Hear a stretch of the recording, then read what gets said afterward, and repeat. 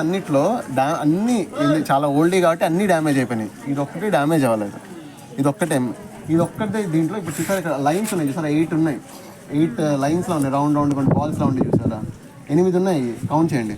ఆ 8 ఏంటంటే ఒక్కొక్క దానికి 8 into 3 24 hours 24 గంటల్ని చూపించడం కోసం 8 ఇవి ఉంటాయి అనమాట, స్పోక్స్ ఉంటాయి అనమాట దీనికి.